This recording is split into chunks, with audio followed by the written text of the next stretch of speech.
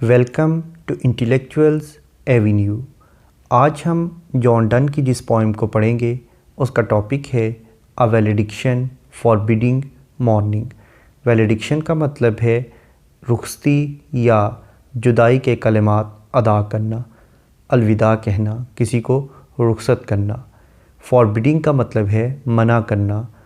Morning का मतलब है गमज़दा होना, मातम करना या अफसरदा होना।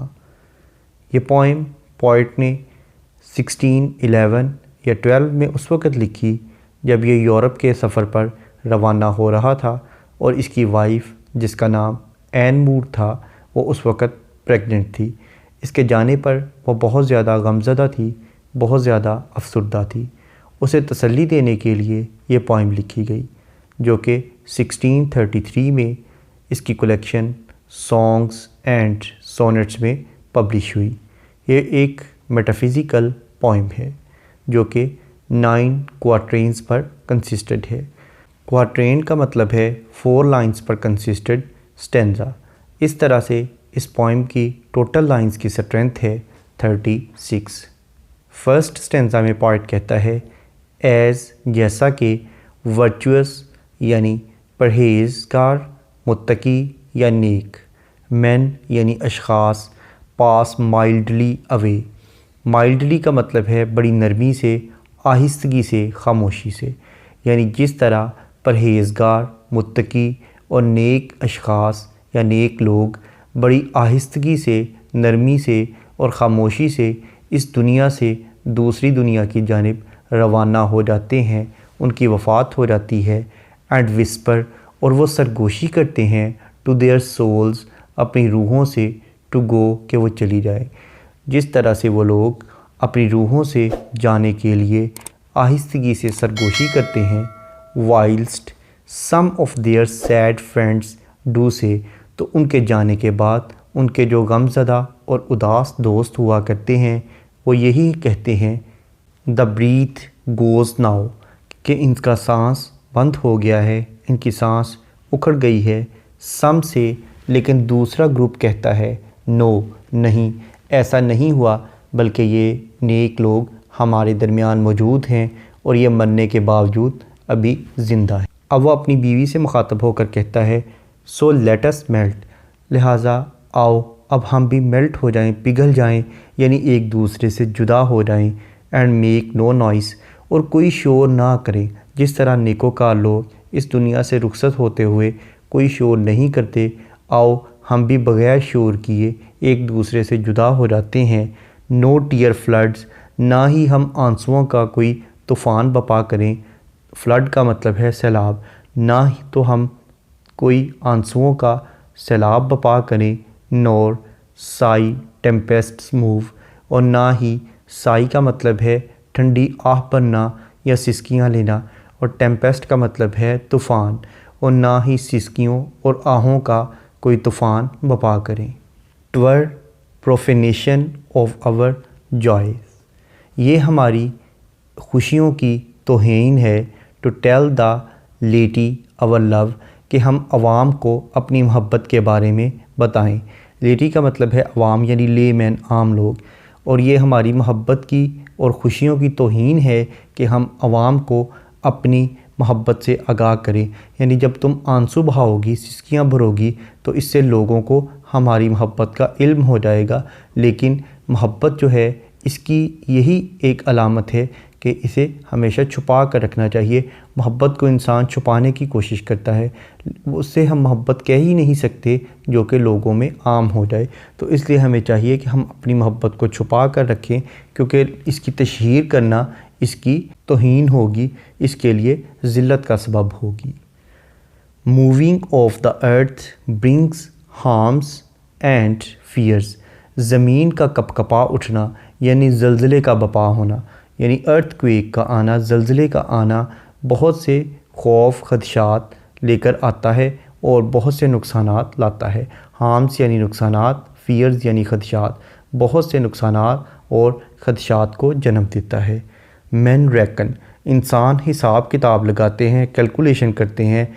व्हाट डिड इट, कि ये कैसे आ गया एंड मेंट, और इसका क्या मतलब है, इसके क्या असबाब थे और इससे कैसे बचा जा सकता है।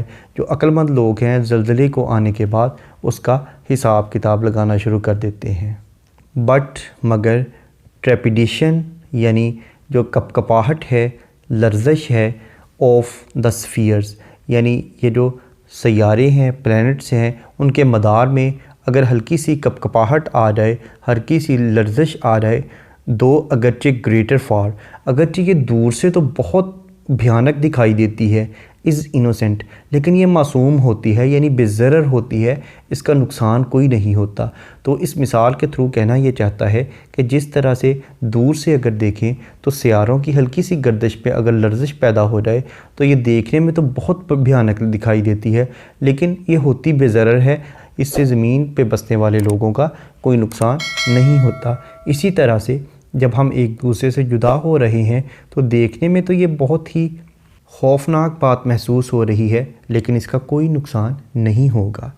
डल सब्ल्यूनरी लवर्स लव, यानी सतही और सुस्त मोहब्बत के आशिक जो हैं, हुज सोल इज़ सेंस, जिनकी रूह सिर्फ़ हवास पर मबनी है, यानी जो सिर्फ़ मादी रूह रखते हैं, जिनकी रूह नहीं है, जो सिर्फ़ अक़ल और जहन के साथ सोचते हैं, दिल के साथ फैसले नहीं करते, कैन नॉट एडमिट, वो तस्लीम नहीं कर सकते एब्सेंस, एक दूसरे की जुदाई को, एक दूसरे का गैर मौजूद होना।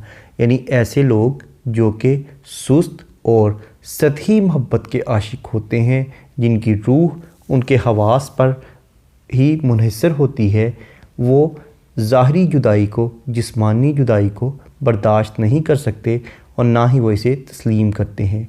बिकॉज क्योंकि इट डथ रिमूव, क्योंकि ये जो जुदाई है, इट से मुराद एब्सेंस है, सेपरेशन है, यानी उन आशिकों की जो जुदाई है, रिमूव, वो ख़त्म कर देती है दोज थिंग्स, उन चीज़ों को, विच एलिमेंटेड इट, जिससे ये मोहब्बत वकू पज़ीर हुई थी, यानी वो एलिमेंट्स जिनके थ्रू मोहब्बत ने जन्म लिया था, उनके जुदा हो जाने से उनकी मोहब्बत भी ख़त्म हो जाती है। जो लोग जिस्मानी मोहब्बत करते हैं उनका डिपेंड भी जिस्मों पर होता है कि अगर जिस्म एक दूसरे से जुदा हो गए तो मोहब्बत भी ख़त्म हो गई, लेकिन जो लोग रूहानी मोहब्बत करते हैं, स्पिरिचुअल लव के आदी होते हैं, उनको इस चीज़ से कोई फ़र्क नहीं पड़ता कि वो दूर हों या नज़दीक हों, क्योंकि दूरी का मतलब फ़िज़िकल डिस्टेंसिंग है, जिस्मों का दूर होना है, रूहों का दूर होना इससे मुराद हरगिज़ भी नहीं होता।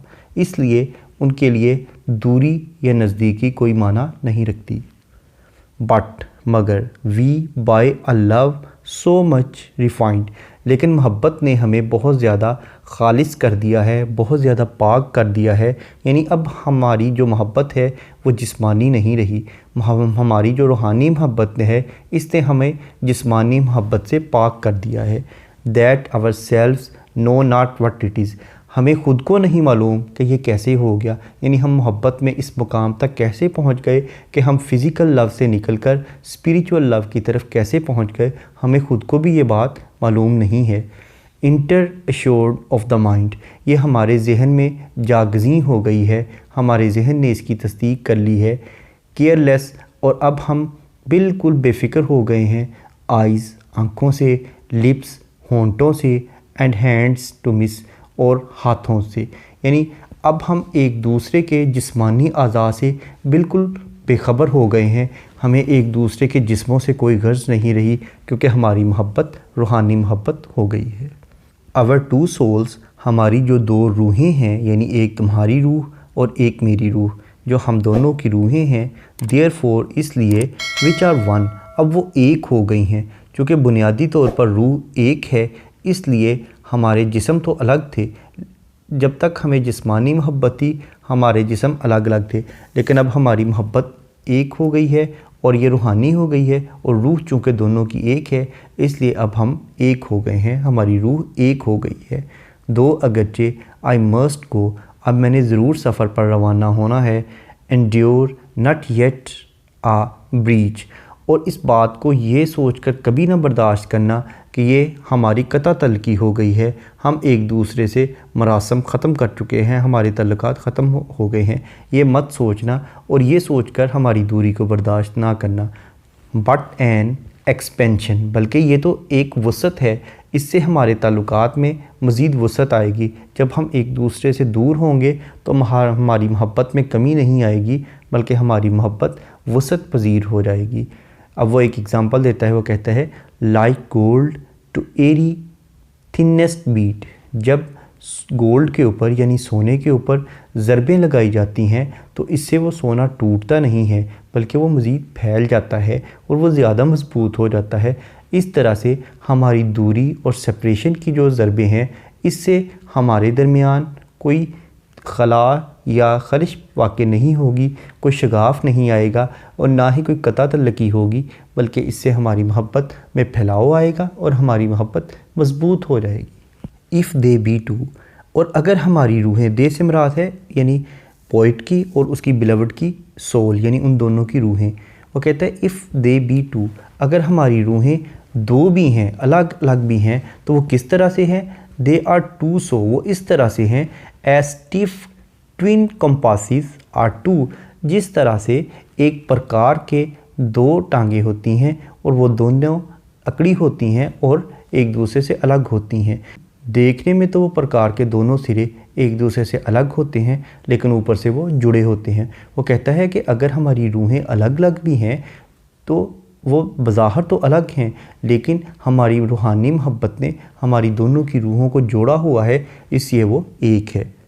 दाई सोल, तुम्हारी रूह, द फिक्स्ड फुट, तुम्हारी रूह की मिसाल उस गड़े हुए सिरे की मानिंद है। मेक्स नो शो, जो कि हरकत करती हुई दिखाई नहीं देती। टू मूव, यानी जो कि हरकत करती हुई दिखाई नहीं देती।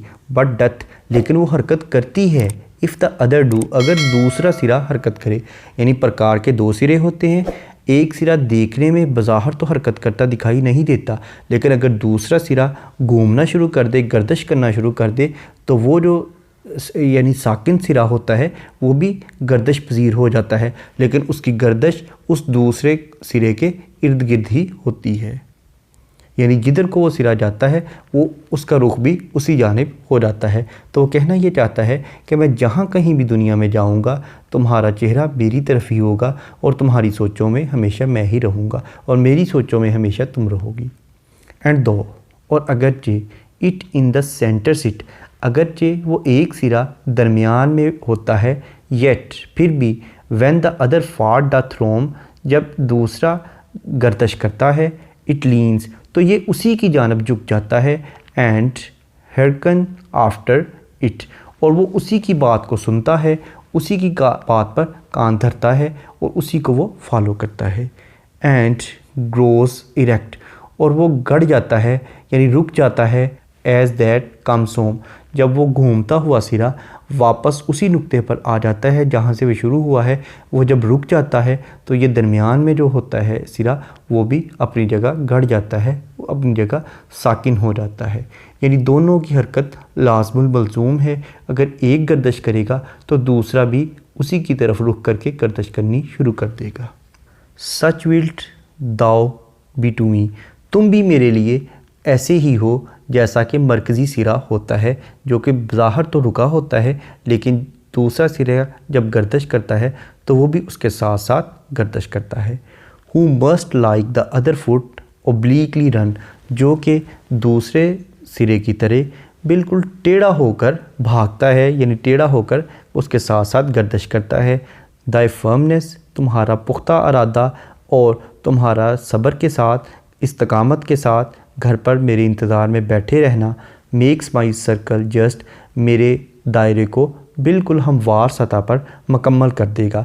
यानी अगर तुम सब्र के साथ और कनात के साथ घर पे मेरा इंतज़ार करोगी तो मेरा सफ़र जो है उसका दायरा बहुत जल्द बहुत उम्दगी के साथ मुकम्मल हो जाएगा। एंड मेक्स मी एंड, और इस तरह से मैं अपना सफ़र इख्तिताम कर लूँगा वेयर आई बिगन, जहाँ से मैंने शुरू किया था। यानी वो दायरे की मिसाल देता है कि जिस तरह प्रकार का एक सिरा जिस नुक्ते से शुरू होता है उसी नुक्ते पर जब वो दोबारा पहुंचता है तो दायरा मुकम्मल हो जाता है, यानी उसका सफ़र मुकम्मल हो जाता है। लेकिन उसके लिए शर्त ये है कि जो दरमियान में प्रकार का दूसरा सिरा है वो अपनी जगह डटा रहे और अपनी जगह कायम रहे। तो इसी तरह से वो कहता है कि अगर तुम अपने घर पे डटी रही और तुमने सब्र किया, इस्तकामत से बैठी रही, तो तुम्हारे इस सब्र की बदौलत मुझ में इतना हौसला आएगा कि मैं अपना सफ़र मुकम्मल करके बिल्कुल आफ़ियत और खैरियत से तुम्हारे पास वापस घर आ जाऊंगा। इस पोइम का इंट्रोडक्शन, ग्लॉसरी, ट्रांसलेशन और एक्सप्लेनेशन को देखने के बाद अब हम आते हैं इस पोइम में यूज़ होने वाली फिगर्स ऑफ स्पीच या लिटरेरी डिवाइसेस की जानिब। सबसे पहले हम देखते हैं इस पोइम का मीटर। इस पोइम में थारोली आइम्बिक टेट्रामीटर यूज़ किया गया है। उसके बाद हम देखते हैं इस पोइम की राइम स्कीम। इस पोइम में तमाम स्टेंजाज में A B rhyme scheme use की गई है, यानी फर्स्ट और थर्ड लाइंस आपस में राइम्ड हैं, सेकंड और फोर्थ लाइंस आपस में राइम्ड हैं। जैसा कि फर्स्ट स्टेंजा की फर्स्ट लाइन का लास्ट वर्ड है अवे, थर्ड लाइन का लास्ट वर्ड है say, away say. Second line का लास्ट वर्ड है गो और फोर्थ लाइन का लास्ट वर्ड है नो, गो नो। इसी तरह से नेक्स्ट स्टेंजा में noise, joys, move, love. Next fears, spheres, meant, innocent. Next love, remove, admit, it. Next refined, mind, is, miss. Next one, expression, yet, beat. Next so, show, to, do. Next sit, it, roam, home. Next must, just, run, begun. ये थी इस poem की rhyme scheme, यानी A B. Next है alliteration. Alliteration का मतलब है beginning of two और more than two words in the same line with the same letter और साउंड, यानी एक ही लाइन में दो या दो से ज़्यादा अल्फाज का एक ही हरफ या एक ही आवाज़ से शुरू होना। जैसा कि लाइन नंबर 1 में मैन और माइल्डली दोनों एम लेटर से स्टार्ट हो रहे हैं। उसके बाद लाइन नंबर 3 में सम, सैड, से। लाइन नंबर 4 में नाउ, नो। लाइन नंबर 4 में अगेन सम, से। लाइन नंबर 5 में मेल्ट, मेक। लाइन नंबर 5 में again no, noise. Line number 6 में टीयर, टेम्पेस्ट। लाइन नंबर 8 में टू, टेल।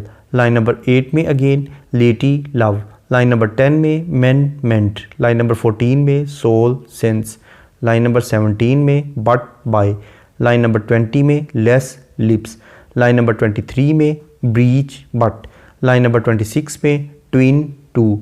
लाइन नंबर 33 में मी, मस्ट। लाइन नंबर 35 में मेक्स, माई। Line number 36 में makes, me. Next है कॉन्सोनेंट्स। कॉन्सोनेंट्स का मतलब है use of consonant letter in the two neighbouring words, यानी दो अल्फाज में एक ही कॉन्सोनेंट लेटर का इस्तेमाल करना।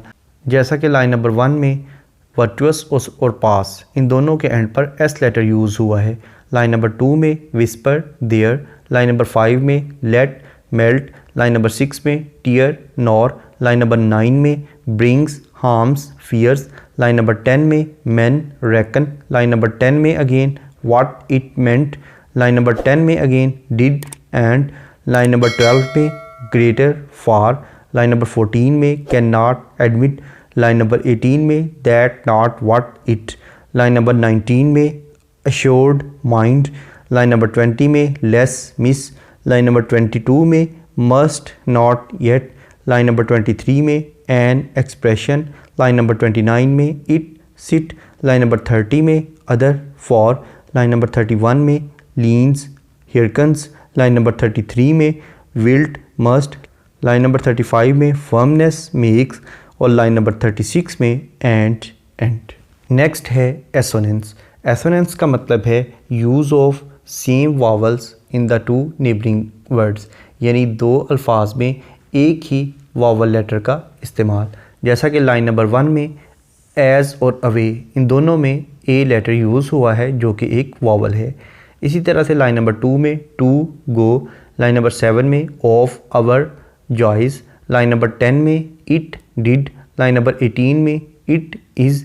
लाइन नंबर 20 में लिप्स, मिस। लाइन नंबर 20 में again and, hands. Line number 26 में एज, आर। लाइन नंबर 27 में नो, शो। लाइन नंबर 28 में to, move, do. Line number 29 में it, in, sit. Line number 31 में एंड, आफ्टर। लाइन नंबर 32 में and, edge, that. Line number 32 में again grows home, line number 33 में B मी, line number 34 में other obliquely. Next है एंजायमेंट। एंजायमेंट का मतलब है कि अगर एक लाइन को पढ़ने के बाद उसकी प्रॉपर अंडरस्टैंडिंग डेवलप ना हो तो ऐसी लाइन को रन ऑन लाइन कहते हैं और इस टेक्निक को एंजायमेंट कहते हैं। जैसा कि लाइन नंबर 3 में वो कहता है whilst some of their sad friends do say, जैसा कि उनके कुछ उदास दोस्त कहते हैं। और वो क्या कहते हैं लाइन नंबर 4 में बयान करेगा द ब्रीथ गोज नाउ, के सांस उखड़ गया, एंड सम से नो, और कुछ कहते हैं कि नहीं। उसके बाद लाइन नंबर 7 भी एक रन ऑन लाइन है, जैसा कि वो कहता है ट्वर प्रोफेनेशन ऑफ आवर जॉयज़, यानी ये हमारी खुशियों की तौहीन है। आगे वो क्या तौहीन है और लाइन नंबर 8 में बयान करता है to tell the laity our love, कि हम आवाम को अपनी मोहब्बत से आगाह करें। उसके बाद लाइन नंबर 13, 14 और 15 ये तीनों लाइंस रन ऑन लाइन है, जैसा कि इनमें वो कहता है डल सब्ल्यूनरी लवर्स लव, यानी वो लोग जो कि सुस्त सतही मोहब्बत के आदी होते हैं, सतही मोहब्बत के आशिक होते हैं, वो क्या करते हैं। वो लाइन नंबर 14 में बयान करता है, वो कहता है who soul is sense can not admit, जिनकी रूह खवास पर मबनी होती है वो तस्लीम नहीं कर सकते। किस चीज़ को तस्लीम नहीं कर सकते? वो लाइन नंबर 15 में बयान करता है एब्सेंस, एक दूसरे की जुदाई को, बिकॉज इट डथ रिमूव, क्योंकि ये चीज़ यानी ख़त्म कर देती है किस चीज़ को। वो लाइन नंबर 16 में कहेगा दोज थिंग्स विच एलिमेंटेड इट, उन चीज़ों को जिससे ये तश्कील पाई थी। उसके बाद लाइन नंबर 22 भी एक रन ऑन लाइन है, जिसमें वो कहते हैं दो अगरचे आई मस्ट गो, मैं ज़रूर जाऊँगा, एंड डे नॉट येट, इसको ये सोच कर ना बर्दाश्त करना क्या। वो लाइन नंबर 23 में कहता है अ ब्रीच, यानी इसको कता तलकी समझ कर या तर्के मरासम समझ कर कभी भी बर्दाश्त ना करना, बट एन एक्सपेंशन, बल्कि ये तो एक वसत है। इसके बरक्स अगर हमें किसी लाइन को पढ़ने के बाद उसकी प्रॉपर अंडरस्टैंडिंग डेवलप हो जाए तो ऐसी लाइन को हम एंड स्टॉप लाइन कहते हैं। नेक्स्ट है सिमिली। सिमिली का मतलब है to compare two different things on the base of same traits, यानी एक जैसी खूबियों की बिना पर दो चीज़ों को कंपेयर करना।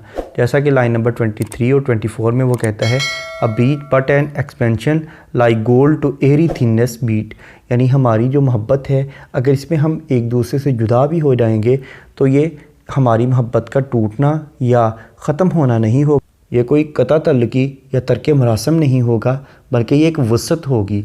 अब वो एक एग्ज़ाम्पल देता है like gold to airy thinness beat, जैसा कि ज़रब लगने से सोना टूटता नहीं बल्कि फैल जाता है, यानी वो अपने रिलेशन के फैलाव को गोल्ड के फैलाव के साथ कंपेयर कर रहा है, तो ये एक सिमिली है। नेक्स्ट है मेटाफर। मेटाफर का मतलब है किसी चीज़ को उसकी क्वालिटी की बेस पर उससे बेटर या वर्स्ट चीज़ डिक्लेयर करना। जैसा कि लाइन नंबर 6 में वो कहते हैं नो टीयर फ्लड्स नोर साई टेम्पेस्ट मूव, ना तो हमें आंसुओं का सैलाब बपा करना चाहिए और ना ही सिसकियों का तूफ़ान बपा करना चाहिए। नेक्स्ट है कंसीट। अगर हम इस पोइम का स्टैंजा नंबर 7, 8 और 9 को देखें तो पोइट ने कंसीट यूज़ की है, यानी कंपास का वर्ड यूज़ करके उसने अपनी और अपनी बिलव्ड की मोहब्बत को कंपेयर किया है एक कंपास के साथ, उसके दो सिरों के साथ, तो ये एक कंसीट है। नेक्स्ट है हाइपरबॉल। हाइपरबॉल का मतलब है किसी चीज़ को अप्रिशिएट करने के लिए बहुत ज़्यादा एग्जैजरेट करना। तो इस पोइम में भी अगर हम देखें तो थारोली पोइट ने अपनी और अपनी बिलव्ड की मोहब्बत को बहुत ज़्यादा मुबालगा आराई करके बयान किया है। नेक्स्ट है एपोस्ट्रोफी। एपोस्ट्रोफी का मतलब है मुखातब करना।